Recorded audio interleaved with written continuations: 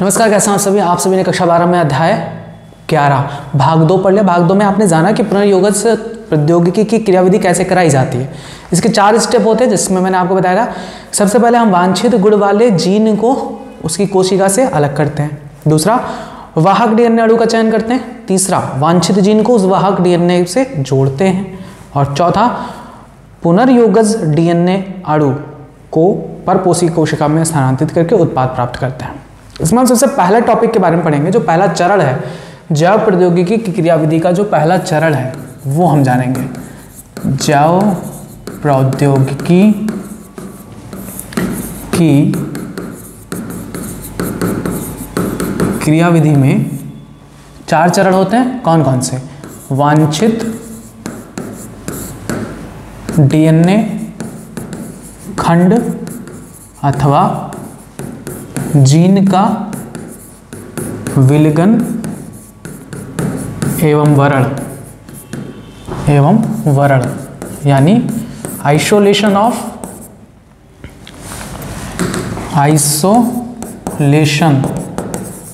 And selection of desired gene. पहला हम process पढ़ेंगे कि जो हमें वांछित जीन चाहिए कैसे निकालेंगे। जैसे मैंने आपको क्या एग्जांपल दिया था कि इंसुलिन बनाना है, हमें इंसुलिन बनाना है। ये मेरा वांछित पदार्थ है, ये हमारा वांछित पदार्थ है। तो इस इंसुलिन को बनाने वाला जो जीन होगा वो निकालेंगे। तो जो जीन होगा वो क्या कहलाएगा? वांछित जीन कहलाएगा कि नहीं कहलाएगा? वांछित जीन। कौन सा जीन? वो जीन जो इंसुलिन को बनाता है। तो इंसुलिन को बनाने वाला जीन कहाँ स्थित होगा? मानव के डीएनए पर। मानव के डीएनए पर। मानव का डीएनए कहाँ स्थित होगा? उसकी कोशिका के केंद्रक में। कोशिका के केंद्रक में। तो हम क्या करेंगे? सबसे पहले मानव के उस कोशिका को लेंगे। तो उस कोशिका से हम क्या करेंगे? उसके केंद्रक में है उपस्थित डीएनए।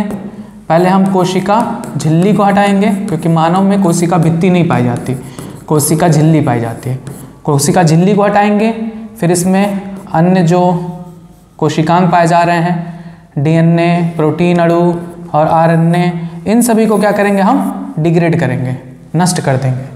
और शुद्ध जो हमें डीएनए मिलेगा, वो जो हमें ये सारे प्रेसिपिटेट मिलेंगे, उनमें इन सब को जब हम नष्ट कर देंगे, केवल डीएनए ही बचा रहेगा। उसमें हम चिल्ड एथेनॉल मिलाएंगे। चिल्ड एथेनॉल, ये भी क्वेश्चन खूब पूछा जाता है। मिलाएंगे यानी शीतत एथेनॉल। शीतत एथेनॉल, इसको मिलाएंगे और हम डीएनए को शुद्ध रूप से प्राप्त कर लेंगे। तो ये पहला चरण है। ये पहला चरण है। वांछित डीएनए खंड का हम विलगन करेंगे। फिर उसके बाद अब देखिए, ये डीएनए निकला ना, ये हमें शुद्ध रूप से डीएनए मिला। अब इस डीएनए पर क्या है? वो जीन है इंसुलिन को बनाने वाला। तो जीन कैसे अलग करेंगे? उसके लिए हम प्रोसेस करते हैं इलेक्ट्रोफोरेसिस। इलेक्ट्रोफोरेसिस। और इलेक्ट्रोफोरेसिस अभी बताएंगे आगे क्या होता है। इलेक्ट्रोफोरेसिस करने पर हमें वांछित जीन मिल जाता है। वांछित जीन मिल जाता है। ठीक। तो अभी हम पहले चरण पे फिर से आते हैं। मैंने क्या बताया? पहला चरण क्या है कि वांछित डीएनए का पृथक्करण। वांछित डीएनए अथवा जीन का विलगन। विलगन मतलब अलग करना कोशिका से। तो कोई भी जीव हो, कोई भी जीव है, उसकी कोशिका से वांछित जीन चाहिए, वांछित डीएनए चाहिए, वांछित डीएनए चाहिए। तो बताओ क्या करोगे? वो जीव मान लो कोई भी हो, जैसे जीवाणु हो सकता है वो कोई पौधा हो सकता है कोई कवक हो। इनमें से हम इनका डीएनए निकालना है इनकी कोशिका में से। तो क्या करेंगे? जीवाणु हैं, देखो जीवाणु हैं, तो जीवाणु की क्या होती है? कोशिका भित्ति होती है। उसमें उसका डीएनए पाया जाता है, प्लाज्मिड पाया जाता है और सारी कोशिकाएं वगैरह पाई जाती हैं। पौधा है, पौधे की कोशिका है, तो पौधे की कोशिका में उसकी कोशिका भित्ति होगी, होगी कि नहीं होगी, है ना, और उसका केंद्रक है, उसके अंदर उसका डीएनए है, ठीक, ये इसका डीएनए है।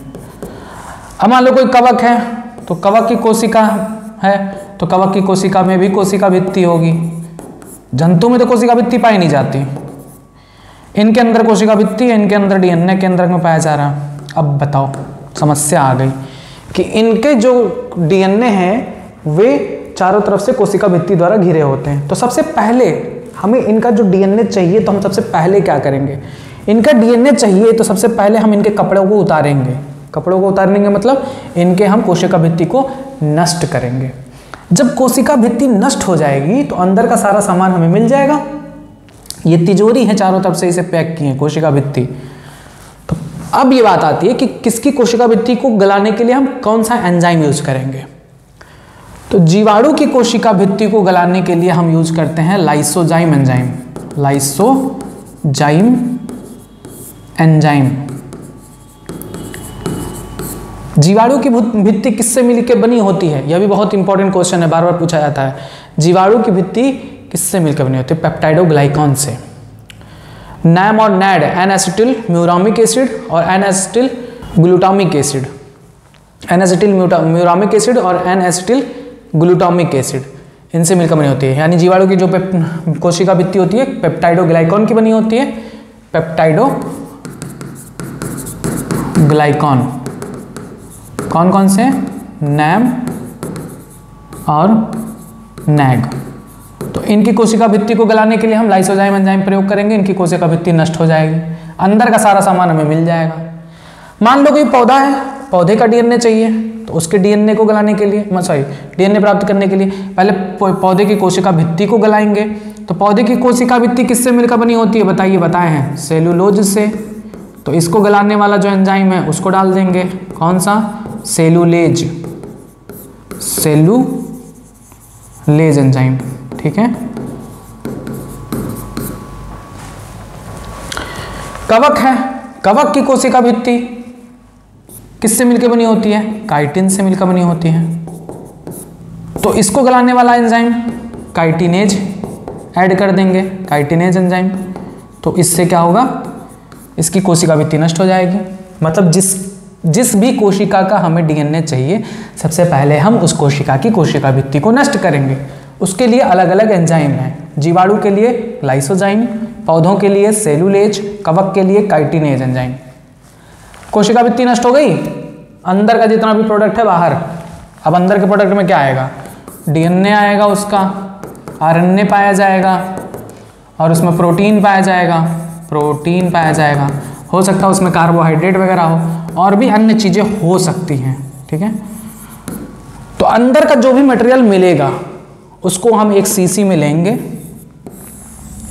इसको क्या करेंगे, सेंट्रीफ्यूगेशन मशीन में डाल देंगे, सेंट्रीफ्यूगेशन मशीन में डाल देंगे। इसे कहते हैं अपकेंद्रण मशीन, अपकेंद्रण।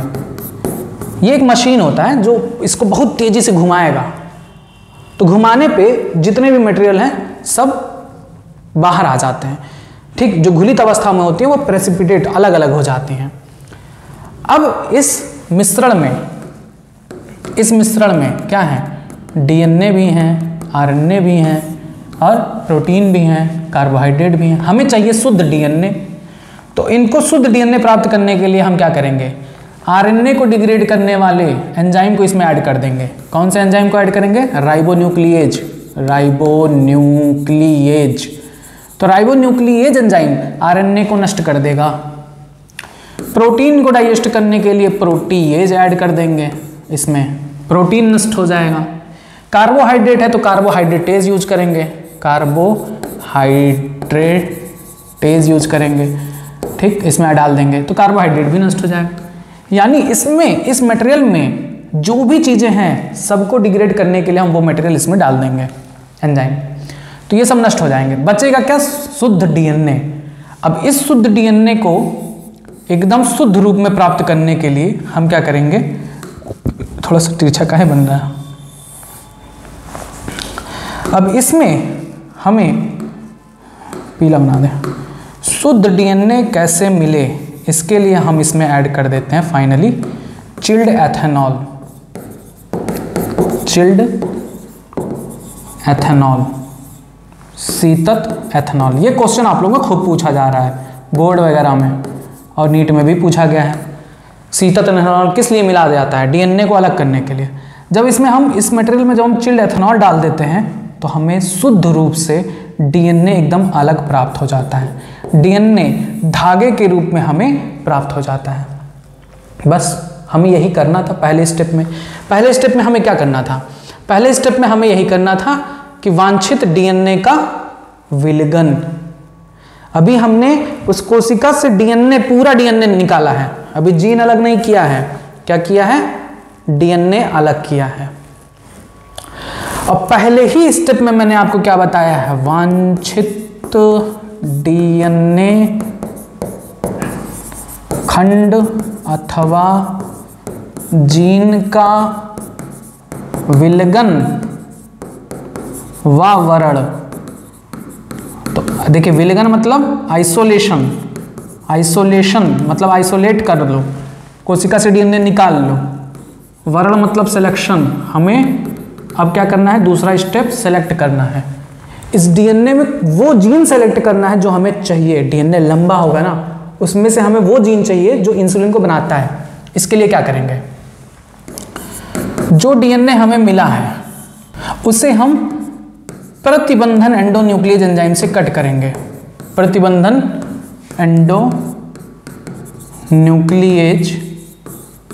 एंजाइम से क्या करेंगे? कट करेंगे।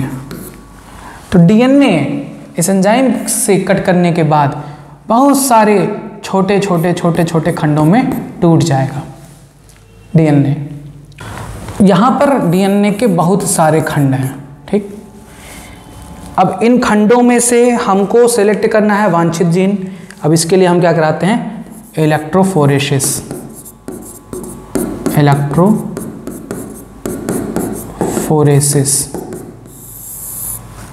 वैद्युत कण संचलन, इसे हिंदी में कहते हैं वैद्युत कण संचलन,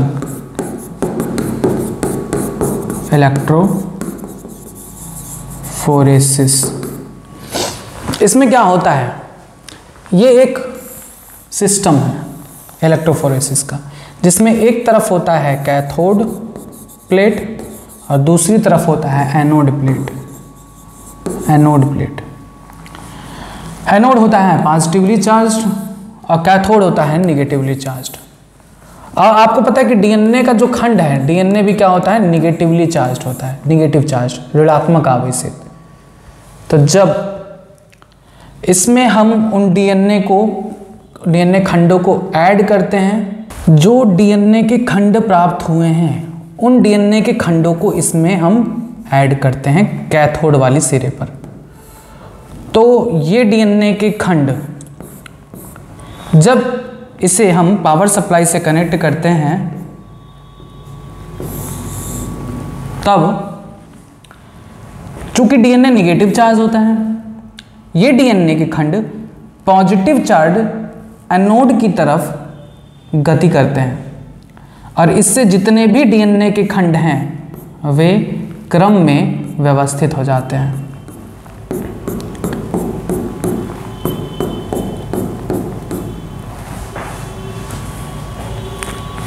डीएनए के खंड क्रम में व्यवस्थित हो जाते हैं इस तरह से। अब इन खंडों में से उस खंड को पहचाना जाता है जिसमें वो वांछित जीन होता है माइक्रोस्कोप की मदद से। अब यहाँ पर कुछ बातें याद रखनी है। जैसे मैंने बताया ना कि इलेक्ट्रोफोरेसिस का काम क्या है कि डीएनए के खंडों को व्यवस्थित रूप में करना। अब इसको पूरा नाम दिया जाता है agarose gel electrophoresis. Agarose gel electrophoresis. क्यों कहते हैं इलेक्ट्रोफोरेसिस को एगरोज जेल इलेक्ट्रोफोरेसिस? क्योंकि इसमें जो जेल ऐड किया जाता है वो होता है एगरोज जेल।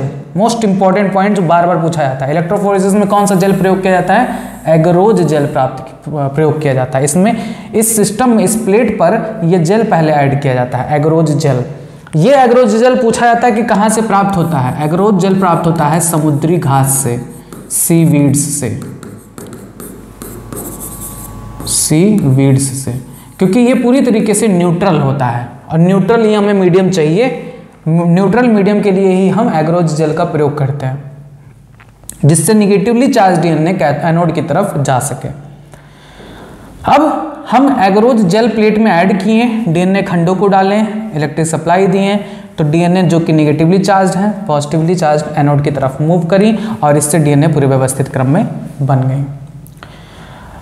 डीएनए के जो छोटे खंड हैं वे तेजी से आगे बढ़ते हैं। अब हम डीएनए को देखेंगे कैसे? इन डीएनए को देखने के लिए इन डीएनए को हम एक अन्य मटेरियल जिसे कहते हैं इथिडियम ब्रोमाइड, इथिडियम ब्रोमाइड से क्या करते हैं? अभिरंजित करते हैं। इन डीएनए खंडों को इथिडियम ब्रोमाइड से अभिरंजित यानी रंगा जाता है और उसके बाद इन पर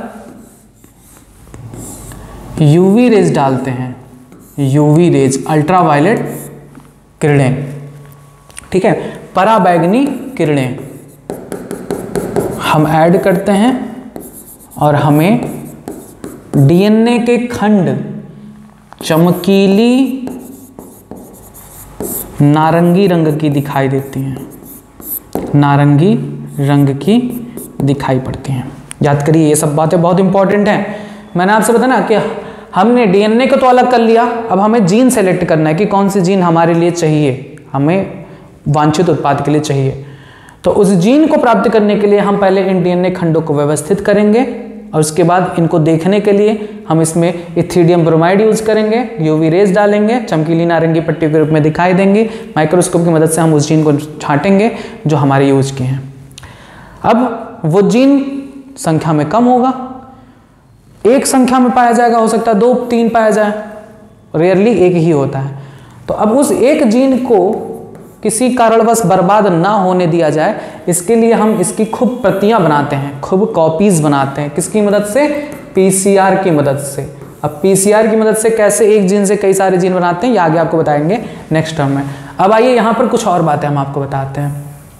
मैंने अभी आपको एक तरीका बताया है सिर्फ कि हम किसी कोशिका से डीएनए कैसे निकालते हैं, ठीक है, किसी कोशिका से डीएनए कैसे निकालते हैं।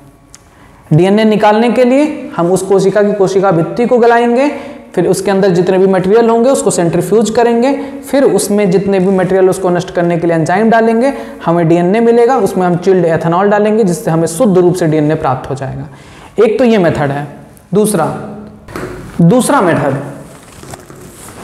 मेथड है डीएनए का कृत्रिम संश्लेषण। डीएनए का कृत्रिम संश्लेषण, इसकी खोज किए थे डॉक्टर खुराना ने। तो डॉक्टर खुराना ने डीएनए का कृत्रिम संश्लेषण करने की विधि खोजी थी और उसके द्वारा भी हम वांछित डीएनए को बना सकते हैं। अब ये वाले प्रोसेस को हम ज़्यादा नहीं जानते, इस वजह से हम इसको डिस्कस ज़्यादा नहीं करेंगे। तीसरा, मैंने बताया था कि कोई ज़रूरी नहीं है कि हमें सिर्फ वही कोशिका मिले जो यूकैरियोटिक हो सकता है हमें वायरस मिल जाए, क्योंकि वायरस के लिए जो वैक्सीन बनाई जाती है उसके लिए उसका जेनेटिक मटेरियल यूज करना पड़ेगा। तो वायरस में कोई ज़रूरी नहीं है कि हमेशा डीएनए ही हो, अगर डीएनए होगा तो ऊपर वाले मेथड से हम अलग कर लेंगे, लेकिन कुछ वायरस में आरएनए होता है, आनुवंशिक पदार्थ। तो अब इस आरएनए से हम डीएनए बनाएंगे और तब हम उस डीएनए से कुछ भी उत्पाद बनाएंगे। तो अब इस आरएनए से डीएनए कैसे बनाएंगे? तो इस आरएनए से डीएनए बनाने के लिए हम क्या करेंगे? इस आरएनए से डीएनए बनाने के लिए रिवर्स ट्रांसक्रिप्टेज एंजाइम प्रयोग करेंगे, रिवर्स ट्रांसक्रिप्टेज एंजाइम प्रयोग करेंगे और आरएनए से डीएनए बनाएंगे और डीएनए से संबंधित प्रोटीन। क्लियर है बात? बस, तो ये था आज का टॉपिक जिसमें आपने जाना कि वांछित डीएनए खंड अथवा जीन का विलगन कैसे हम किसी कोशिका से उसके डीएनए को अलग करें। कितने मेथड पढ़े आपने? 3 मेथड पढ़ा। एक तो ये कि सबसे पहले हम कोशिका भित्ति को गलाएंगे, उसके अंदर के सारे पदार्थ को निकालेंगे, सेंट्रीफ्यूज करेंगे, फिर उसमें आरएनएज, प्रोटीएज, कार्बोहाइड्रेटेज, अन्य मटेरियल मिलाएंगे जिससे डीएनए के अलावा जितनी भी चीज़ें सब नष्ट हो जाएं। फिर उसमें चिल्ड एथेनॉल मिलाएंगे, शुद्ध रूप से हमें डीएनए प्राप्त हो जाएगा। दूसरा, डीएनए का कृत्रिम संश्लेषण कर सकते हैं। इस विधि की खोज डॉक्टर खुराना ने की थी, इसके बारे में ज़्यादा जानकारी अब उपलब्ध नहीं है। तीसरा, अगर कोई प्रोटीन है उससे संबंधित हमें आरएनए मिल गया तो आरएनए से हम डीएनए पहले बनाएंगे रिवर्स ट्रांसक्रिप्टेज एंजाइम का प्रयोग करके, और उस डीएनए को फिर हम आगे प्रोसेस करेंगे। अब डीएनए अलग करने के बाद हमें वो जीन चाहिए, वांछित जीन, उसका सिलेक्शन कैसे करेंगे? उसके लिए हम जेल इलेक्ट्रोफोरेसिस का प्रयोग करेंगे। जेल इलेक्ट्रोफोरेसिस एक सिस्टम है जिसमें हम एक प्लेट में हम एगरोज जेल को लेते हैं, एगरोज जेल को ऐड करते हैं। एगरोज जेल समुद्री घास से प्राप्त होता है, ठीक है, समुद्री घास से प्राप्त होता है। एगरोज जेल मीडियम में दो इलेक्ट्रोड लगे होते हैं, कैथोड और एनोड।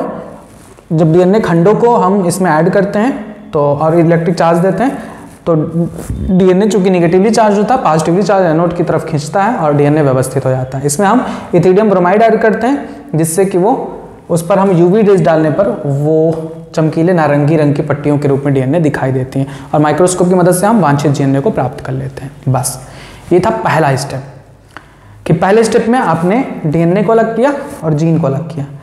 अब पहले ही स्टेप में आता है पीसीआर, यानी जो जीन हमने प्राप्त किया है, मान लो ये जीन रहा होगा, इस जीन की कई सारी कॉपियां बना लें, तो इसके लिए हम यूज करते हैं पीसीआर, पॉलीमरेज चेन रिएक्शन। आइए अब देखते हैं हम पीसीआर कैसे कराया जाता है।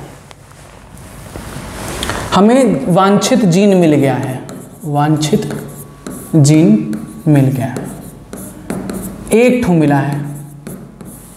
अब इसको हम अनेक में कन्वर्ट करेंगे, किसकी मदद से? पीसीआर की मदद से। पीसीआर का पूरा नाम होता है पॉलीमरेज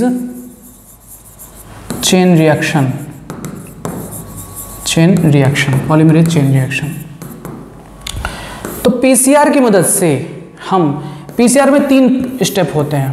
पहला होता है डीनेचुरेशन, डीनेचुरेशन, और उसके बाद होता है एनीलिंग, एनीलिंग, तीसरा होता है एक्सटेंशन। अब इसकी अलग अलग बुक में अलग अलग हिंदी दी गई है, तो मैं यही कहूँगा कि कहीं से भी क्वेश्चन आएगा ना, इंग्लिश तो एकदम सही होगा क्योंकि इन इंग्लिश में एक ही वर्ड है। कुछ जगहों पे डीनेचुरेशन को विकृतीकरण कहा गया है, कुछ में निष्क्रियकरण कहा गया है, तो मैं खुद कंफ्यूज हो जाता हूँ इसमें।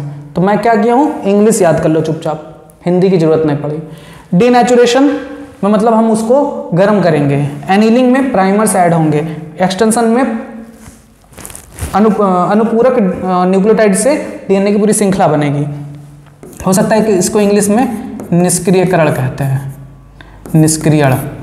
और दूसरा इसको कहते हैं तापानुशीलन, तापानुशीलन, और इसके बाद होता है विस्तारण। तो मेरा ये सलाह है कि आप इसको इंग्लिश में याद करें। अब जो एक जीन मिला है, देखो एक जीन मिला है, वो एक कोई डीएनए का खंड होगा ना, डीएनए का खंड होगा 3' to 5', 5' to 3'। इसको क्या करेंगे, पहले हम 98 to 100 डिग्री सेल्सियस पर क्या करेंगे, गर्म करेंगे, गर्म करेंगे।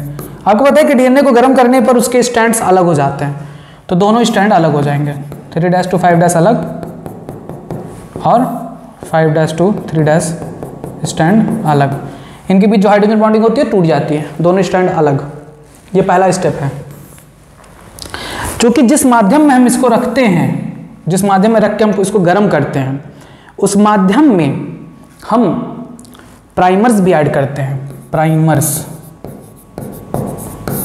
यहाँ पर प्राइमर्स क्या है, तो प्राइमर्स हैं इनके पूरक डीएनए के, जैसे adenine, guanine, cytosine, guanine, cytosine, thymine है, ठीक है, thymine, adenine, guanine, cytosine, guanine, adenine, thymine है मान लो। तो इनके जो पूरक डीएनए अणु हैं उन्हें हम प्राइमर्स कहते हैं। तो प्राइमर्स की अधिकता की वजह से वो यहाँ पर आकर जुड़ जाते हैं। इनको जब हम 98 डिग्री पर गर्म करते हैं, फिर इसको पुनः ठंडा करते हैं। जब हम इन्हें पुनः ठंडा करते हैं तो ठंडा करने पर ये दोनों स्टैंड आपस में जुड़ जाएंगे, तो ये जुड़ नहीं पाते, क्योंकि जो प्राइमर्स इसमें हम ऐड किए होते हैं, इस ट्यूब में हम जो प्राइमर्स ऐड किए होते हैं वो प्राइमर जाकर जुड़ जाते हैं इनसे, एडेनिन के साथ थाइमिन, थाइमिन के साथ एडेनिन, साइटोसिन के साथ ग्वानिन। ठीक, यहाँ पर मान लो एडेनिन है तो एडेनिन के साथ थाइमिन और थाइमिन के साथ एडेनिन। तो ये प्राइमर्स जब हम ऐड करते हैं एनीलिंग प्रोसेस में तो ये प्राइमर्स से जुड़ जाते हैं। इससे ये दोनों जो खंड हैं वो आपस में नहीं जुड़ पाते और ये पूरक जो प्राइमर्स हैं वो जुड़ जाते हैं। अब तीसरी प्रोसेस आती है एक्सटेंशन। इसमें अब चूंकि हमें डीएनए के पूरे खंड बनाने हैं ना, तो उसके लिए हम क्या करते हैं, एक्सटेंशन के थ्रू इसमें दो चीजें ऐड करेंगे। पहला tag polymerase enzyme, tag polymerase enzyme, और दूसरा 4 प्रकार के न्यूक्लियोटाइड, 4 प्रकार के न्यूक्लियोटाइड, क्योंकि डीएनए 4 प्रकार के न्यूक्लियोटाइड से मिलकर बना होता है। अब इसमें हम 4 प्रकार के न्यूक्लियोटाइड ऐड किए हैं तो वो क्या करेगा, टैग पॉलीमरेज आकर यहां पर बैठेगा, टैग पॉलीमरेज आकर यहां पर जुड़ गया टैग। और आपको पता है टैग पॉलीमरेज की उपस्थिति में ही पीसीआर में क्या बनता है, डीएनए। ठीक है, तो अब यहां पर थाइमिन है तो एडेनिन आएगा, साइटोसिन है तो ग्वानिन, ग्वानिन है तो साइटोसिन, यहां पर ग्वानिन है तो साइटोसिन, साइटोसिन है तो ग्वानिन, ग्वानिन है साइटोसिन, थाइमिन, एडेनिन। अब देखिए एक डीएनए से 2 डीएनए बन गया। ठीक, इसकी सिरा होगा 5' to 3', इसका होगा 3' to 5'। अब फिर इसमें एक बार और पीसीआर करा दीजिए तो 2 से 4, फिर करा दो 4 से 8, 8 से 16, 16 से 32, 32 से 64। हम इस प्रकार से पीसीआर की मदद से एक डीएनए से अनेक डीएनए प्रतिलिपियां बना सकते हैं, डीएनए प्रतिलिपियां बना सकते हैं। बस यही है आपका पहला स्टेप, जिसमें हम डीएनए को अलग करते हैं, वांछित जीन को अलग करते हैं, वांछित जीन की कई सारी कॉपियां बनाते हैं पीसीआर की मदद से। पीसीआर क्या है, तो पीसीआर में 3 स्टेप होते हैं, डीनेचुरेशन, एनीलिंग, एक्सटेंशन। डीनेचुरेशन में गर्म करके दोनों स्ट्रैंड को अलग करेंगे, तापानुसीलन में प्राइमर्स को जब ऐड करते हैं तो प्राइमर्स से जुड़ जाते हैं, दोनों डीएनए खंड आपस में नहीं जुड़ पाते। एक्सटेंशन के माध्यम से हम इसमें 2 चीजें ऐड करेंगे, tag polymerase, tag polymerase is a type of DNA polymerase, is a type of DNA polymerase. और ये तो बहुत इंपॉर्टेंट है, टैग पॉलीमरेज खूब पूछा जाता है, किससे प्राप्त होता है, thermos aquaticus, thermos aquaticus bacteria से। तो जब इस टैग पॉलीमरेज को ऐड करते हैं तो टैग पॉलीमरेज की वजह से चारों न्यूक्लियोटाइड आपस में जुड़ने लगते हैं, पूरक बना देते हैं, डीएनए की 2 डीएनए बना देते हैं अणु। टैग पॉलीमरेज से बहुत रिलेटेड क्वेश्चन है, पाया कहां से जाता है, थर्मस एक्वाटिकस। अगर टैग पॉलीमरेज ना खोजा गया होता तो पीसीआर आज हमें नहीं मिलता, क्योंकि पीसीआर में हम क्या करते हैं ना, गर्म करते हैं चीजों को, तो गर्म करने पर वही एंजाइम सिर्फ टिक पाएगा, वही एंजाइम टिक पाएगा जो उस ताप को सह सके। तो अब इस ताप को सह सकने वाला एंजाइम भी उस जीव में मिलेगा जो उस ताप को सह सके। तो ये जो बैक्टीरिया है ना, थर्मस एक्वाटिकस जो जीवाणु है ना, ये बहुत गर्म झरनों में पाया जाता है, गर्म झरनों में पाया जाता है, जिसे कहते हैं हाइड्रोथर्मल वेंट्स, वहां पर पाए जाते हैं। और ये क्या कहलाते हैं, ये आर्की बैक्टीरिया में रखे गए हैं, आर्की बैक्टीरिया में रखे गए हैं। ठीक है, आदि प्रकार के जीवाणु हैं। थर्मस एक्वाटिकस गर्म झरनों में पाए जाते हैं, जहां पर जीवन पॉसिबल ही ना हो वहां पर ये पाए जाते हैं थर्मस एक्वाटिकस। क्लियर है बातें? तो वहां पर उनके जीवाणु में जो पॉलीमरेज होता है उसको निकालते हैं, उसी को हम कहते हैं टैग पॉलीमरेज। देखिए थर्मस का टी और एक्वाटिकस का एक्यू, इससे बना है टैग पॉलीमरेज। तो टैग पॉलीमरेज का प्रयोग हम पीसीआर में करते हैं, जिससे कि हम डीएनए की श्रृंखला का विस्तारण कर सकें। एक डीएनए से 2 डीएनए पीसीआर के माध्यम से बन गया, बस यही था। अब दूसरा आता है स्टेप, वाहक डीएनए अणु का चयन। तो वो आपका नेक्स्ट पार्ट में, तब तक आइए कुछ किताब पर हम बातें कर लें। आज की इस वीडियो में आपको पूरी तरीके से बता दिया गया कि डीएनए का पहला जो प्रोसेस है वो क्या होता है, जैव प्रौद्योगिकी का जो पहला प्रक्रम है उसमें क्या होता है। वांछित डीएनए खंड अथवा जीन का विलयन एवं वर्ण, विलयन यानी आइसोलेट करेंगे और फिर सेलेक्ट करेंगे।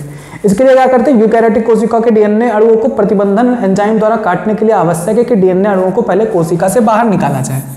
तो डीएनए को हम पहले कोशिका से बाहर निकालने के लिए आरएनए, प्रोटीन, पॉलीसेकेराइड इन सबको नष्ट करेंगे और डीएनए को शुद्ध रूप में प्राप्त करेंगे।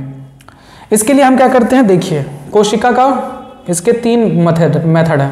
एक तो ये कि कोशिका का विघटन एवं उसके डीएनए को अलग करना। इसमें हम क्या करेंगे, कोशिका झिल्ली को सर्वप्रथम नष्ट करेंगे, जैसे जीवाणु पादप कोशिका है तो जीवाणु के डीएनए को कोशिका भित्ति को नष्ट करने के लिए लाइसोजाइम यूज करेंगे, पादप कोशिका के कोशिका भित्ति को नष्ट करने के लिए सेलुलोज एंजाइम का प्रयोग करेंगे, कवक है तो उसके लिए काइटिनेज एंजाइम का प्रयोग करेंगे। अब जब कोशिका भित्ति नष्ट हो गई तो अंदर का जो भी प्रोटोप्लास्ट प्राप्त होगा उसे हम सेंट्रीफ्यूगल मशीन द्वारा खूब तेजी से घुमाएंगे और उसके बाद जो अन्य मटेरियल हैं उनको हम प्रोटीएज और राइबोन्यूक्लियेज एंजाइम के द्वारा नष्ट कर देंगे। इससे जो घोल बचेगा उसमें हम जब ठंडा एथेनॉल मिलाएंगे तो हमें शुद्ध डीएनए अणु प्राप्त हो जाता है। उसके बाद ये चीज़ें आप छोड़ दीजिएगा, ये आपके सिलेबस में नहीं है, ठीक है। दूसरे प्रोसेस पे देखिए, वांछित डीएनए का कृत्रिम संश्लेषण। इसके बारे में ज़्यादा जानकारी नहीं उपलब्ध है, इसकी खोज किए थे डॉक्टर हरगोविंद खुराना ने। तीसरा मैंने बताया ना कि कुछ ऐसे भी वायरस रहते हैं जिसमें आरएनए आनुवंशिक पदार्थ का कार्य करता है, तब उसके लिए हम उस आरएनए से रिवर्स ट्रांसक्रिप्टेज एंजाइम की मदद से डीएनए बनाते हैं। ऐसे डीएनए को कॉम्प्लीमेंट्री डीएनए कहते हैं और इससे जो एमआरएनए बनता है उसका टेम्पलेट के रूप में प्रयोग करते हैं। इस विधि की खोज किए थे एच टेमिन और डी बाल्टीमोर ने। उसके बाद हम क्या करते हैं, जब डीएनए हमें मिल जाता है तो उसको हम रिस्ट्रिक्शन एंडोन्यूक्लियेज एंजाइम द्वारा काटते हैं। आपको पता है कि रिस्ट्रिक्शन एंडोन्यूक्लियेज यानी प्रतिबंधन एंडोन्यूक्लियेज एंजाइम एक ऐसा एंजाइम है जो डीएनए को विशिष्ट अनुक्रमों यानी पैलिंड्रोमिक सीक्वेंस पर काटता है, जैसे EcoR1 और BAM-H1 या हिंद थर्ड। ये देखिए हिंद थर्ड का दिया गया है, यहाँ पर इसे काटता है। इसके बारे में आपको पूरी तरीके से बताएं। जब डीएनए छोटे छोटे खंडों में टूट जाता है तब उससे हम जीन को अलग करते हैं। उस जीन को अलग करने के लिए हम क्या करेंगे, इलेक्ट्रोफोरेसिस का प्रयोग करेंगे। इलेक्ट्रोफोरेसिस पर हम डीएनए के खंडों को छोड़ देते हैं जो कि डीएनए ऋणात्मक आवेशित होता है। जब हम उसे क्या करते हैं, जब हम उसे इलेक्ट्रिक फील्ड में रखते हैं तब वो चार्ज होकर एनोड की तरफ मूव करता है, ठीक है, एनोड की तरफ मूव करता है। इस जेल इलेक्ट्रोफोरेसिस में हम जो एग्रोज जेल का प्रयोग करते हैं वो हमें प्राप्त होता है समुद्री घास से, ठीक। और जो एग्रोज जेल पर इकट्ठा हुआ जो डीएनए के खंड हैं उन्हें देखने के लिए हम एथिडियम ब्रोमाइड का प्रयोग करते हैं, जिस पर हम यूवी रेज डालते हैं तो हमें चमकीली नारंगी रंग की पट्टियों के रूप में दिखाई देती है, ठीक है, चमकीली नारंगी रंग की पट्टियों के रूप में दिखाई देती है। यह है पूरा प्रोसेस। देखिए यह है जेल इलेक्ट्रोफोरेसिस। ये एक ग्लास प्लेट होता है जिसमें सबसे पहले एग्रोज जेल ऐड करते हैं, पावरिंग एग्रोज सॉल्यूशन। उसके बाद हम कंघी के माध्यम से उसकी जो कंघी प्लेट होती है उसके माध्यम से सीधा करते हैं तरल को। फिर हम डीएनए फ्रैगमेंट्स जो हैं उनको हम ऐड करते हैं, डीएनए के फ्रैगमेंट्स को कैथोड की तरफ ऐड करते हैं, हमेशा कैथोड की तरफ, जिससे डीएनए के जो खंड हैं वो एनोड की तरफ मूव करके व्यवस्थित हो जाते हैं, ठीक। अब हम उस पर क्या करते हैं, यूवी रेज डालते हैं, इथिडियम ब्रोमाइड से रंगते हैं और इथिडियम ब्रोमाइड से रंगने के बाद यूवी रेज डालते हैं तो हमें नारंगी चमकीली रंग के पट्टियों के रूप में दिखाई देती है। उससे हम माइक्रोस्कोप के द्वारा अपने लक्ष्य जीन को प्राप्त कर लेते हैं।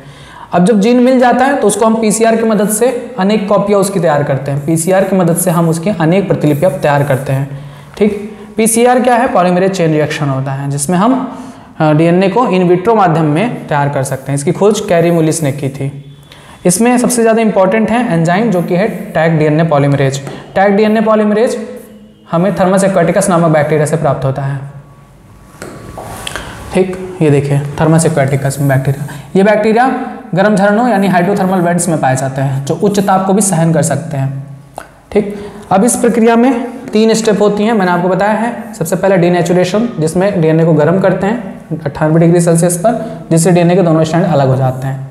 इस क्रिया को निष्क्रियण कहते हैं। दूसरा, जब हम इसे जब हम ठंडा कर रहे होते हैं तब इसमें प्राइमर्स ऐड जुड़ जाते हैं। प्राइमर्स जुड़ने की वजह से ये आपस में नहीं जुड़ पाते हैं। और उसके बाद हम तीसरी प्रोसेस करते हैं एक्सटेंशन, जिनमें हम डीएनए टैग पॉलीमरेज का प्रयोग करके डीएनए की कई सारी श्रृंखलाएं बनाते हैं। अब देखिए पीसीआर के प्रत्येक चक्र में 1 से 2 मिनट के अंदर ही 20 चक्र के अंत में लगभग 1 मिलियन से भी अधिक डीएनए के अणु तैयार हो जाते हैं। ये है पूरा प्रोसेस डीएनए पॉलीमरेज का। इसमें हम क्या करते हैं, सबसे पहले ये पीसीआर मशीन है, ये पूरी पीसीआर मशीन है। इसमें हम 3 चीज़ों को ऐड करते हैं, सॉरी 3 नहीं, हाँ 3 चीज़ों को, डीएनए सैंपल, प्राइमर, न्यूक्लियोटाइड 4 प्रकार के जो डीएनए को बनाते हैं, टैग पॉलीमरेज, ठीक है बस। अब इसमें हम क्या करते हैं, सबसे पहला डीनेचुरेशन करते हैं, इसको गर्म करते हैं डीएनए को, जिससे डीएनए के दोनों स्ट्रैंड अलग हो जाते हैं बीच से।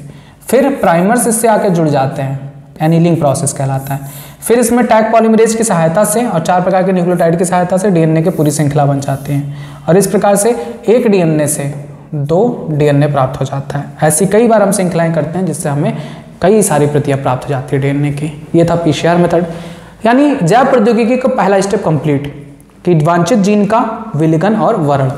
अब दूसरा आता है क्लोनिंग संवाहक का चयन, यानी जो वाहक है, प्लाज्मिड है या बैक्टीरियोफेज है, उसका हम कैसे चयन करते हैं, क्या क्या विशेषताएं होती हैं, उसको आपको नेक्स्ट पार्ट में बताया जाएगा। तब तक आप कुछ क्वेश्चन के जवाब दे दीजिए। जैसे पहला, बैक्टीरिया की कोशिका भित्ति को गलाने के लिए कौन सा एंजाइम प्रयोग करते हैं। नेक्स्ट, पादप कोशिका की कोशिका भित्ति को गलाने के लिए कौन सा एंजाइम यूज करते हैं। नेक्स्ट, कवक की कोशिका भित्ति को गलाने के लिए कौन सा एंजाइम यूज करते हैं। नेक्स्ट, आरएनए को नष्ट करने के लिए कौन सा एंजाइम यूज करते हैं। नेक्स्ट, डीएनए को शुद्ध रूप में प्राप्त करने के लिए हम उस प्रोटोप्लास्ट वाले ट्यूब में कौन सा पदार्थ मिलाते हैं। नेक्स्ट, एग्रोजल इलेक्ट्रोफोरेसिस में जिस जल का प्रयोग किया जाता है उसका नाम बताइए। नेक्स्ट, एग्रोजल कहाँ से प्राप्त होता है। नेक्स्ट, एग्रोजल इलेक्ट्रोफोरेसिस पर डीएनए को देखने के लिए कौन सी किरण का प्रयोग किया जाता है।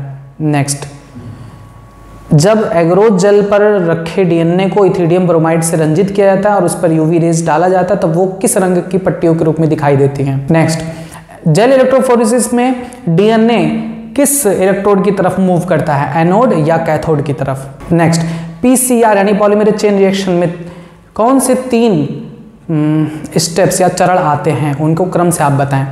नेक्स्ट, पीसीआर में कौन से पॉलीमरेज एंजाइम का प्रयोग किया जाता है, वह पॉलीमरेज एंजाइम किस जीवाणु से प्राप्त किया जाता है। बस इतने क्वेश्चन हैं जिनके आंसर आप जरूर दीजिएगा, क्योंकि इनसे रिलेटेड बहुत सारे क्वेश्चन आपके पूछे गए हैं अलग अलग एग्जाम्स में। अपने कमेंट बॉक्स में भी दीजिएगा, अपनी कॉपी में भी नोट करिएगा।